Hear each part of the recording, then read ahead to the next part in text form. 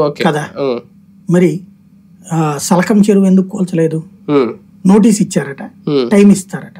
మరి అదే టైం నాగార్జున కూడా ఇవ్వచ్చుగా, ఎందుకు ఇవ్వలే? అంటే మధ్య తరగతి ప్రజలు సామాన్యుల జోలికి రావడం అంటే రాజకీయ నాయకులు. మరి అన్న అపార్ట్మెంట్ ఎందుకు కూల్చారు? మధ్య తరగతి వాళ్ళు కదా. మరి వాళ్ళదే ఇప్పుడు ఇది మధ్య తరగతి, మరి అది కదా అసలు మధ్య తరగతి. అపార్ట్మెంట్లు కూల్చారు, బిల్డింగ్లు కూల్చారు, ఇండివిజువల్ హౌసెస్ కూల్చారు, ఫామ్ హౌస్లు కూల్చారు. వాళ్ళు దిగువ మధ్య తరగతి కాదు కానీ ఎగువ మధ్య తరగతి కదా వాళ్ళు కూడా. మరి ఇక్కడ వీళ్ళేంటి స్పెషల్? ఈ సలకం చెరువు అనేటటువంటిది ఏమి పేదవాళ్ళది కాదు, మధ్య తరగతి కాదు, రిచ్దేగా ప్లేసు. దాంట్లో చదువుకుంటున్న వాళ్ళు పూరై ఉండొచ్చు, కానీ బిల్డింగ్ కట్టిన వాళ్ళు లేదా. ఇప్పుడు అదేంది దుర్గం చెరువు, అందరికి నోటీసులు ఇచ్చారు. నోటీసులు ఇవ్వడం ఎందుకు? కూల్చేయాలిగా నువ్వు. ఎన్కన్వెన్షన్ కూల్చిన వాళ్ళు ఎందుకు కూల్చరు? 30 రోజుల ముందు నోటీసులు ఇచ్చి తర్వాత కూల్స్తామని చెప్తున్నారు వాళ్ళు. దానికి మరి ఎందుకు ఇవ్వాలి అట్లా?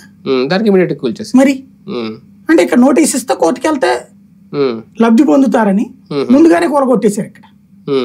ఇక్కడ అట్లా ఇవ్వాలి కదా, మరి ఇక్కడ కూల్చాలి కదా. మరి వీళ్ళకి నోటీసులు ఇవ్వడం ద్వారా కోర్టుకి వెళ్ళడానికి ఆప్షన్ ఇచ్చారు.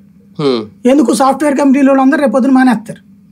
ఈ సాఫ్ట్వేర్ కంపెనీల ఏరియా దుర్గం చెరువు అంటే మొత్తం అదే. నేను చెప్పాను కదా, ఫస్టే చెప్పా, సెక్రటేరియట్ కూడా నోటీస్ ఇచ్చుకోవాలి. FTL లెవెలే కదా ఏరియా, బఫర్ జోన్. FTL అవ్వదు కానీ బఫర్ జోన్ అవుతుంది.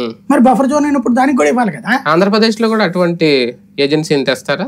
ఏం లేదు, వీటిలో ఏంటంటే రాజకీయ ప్రత్యర్థుల యొక్క లేదంటే గనక గ్రౌండ్ లెవెల్లో ఉన్నటువంటి వాళ్ళ మీద కక్ష తీర్చుకోవడానికి గనక ఈ వ్యవస్థ పెడితే మొదట్లో సంతోషం ఉంటది. నేను చెప్తున్నాను కదా, ఇలాంటివన్నీ ఫస్ట్ లో హీరోయిజం, తర్వాత విలనిజం. ప్రత్యక్ష సాక్ష్యం మన ఆంధ్రలో చూసింది ప్రవీణ్ ప్రకాష్. ఒకప్పుడు రోడ్లు కూలగొట్టి అక్రమాల నిర్మాణాలను కూలగొట్టి రోడ్లు వేసిన రోజున ఆయన హీరో, చివరికి ఆయన వెళ్ళిపోయే రోజున ఏమయ్యాడు? ఇలా నివాళికి కూడా వేదనం చేసి చూపెడుతున్నారు. ఈ అయినా అంతే. ఫైనల్ గా ఏంటంటే ఇల్లు కోల్పోయిన ప్రతి ఒక్కడు అమనాభూతులు తిట్టుకుంటారు.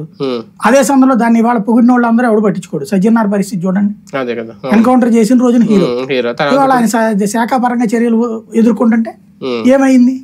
కాబట్టి అధికారులు అనేటటువంటి వాళ్ళు వీటిట్లలో చట్టబద్ధత, నువ్వు జీవోయి నేను చేస్తా,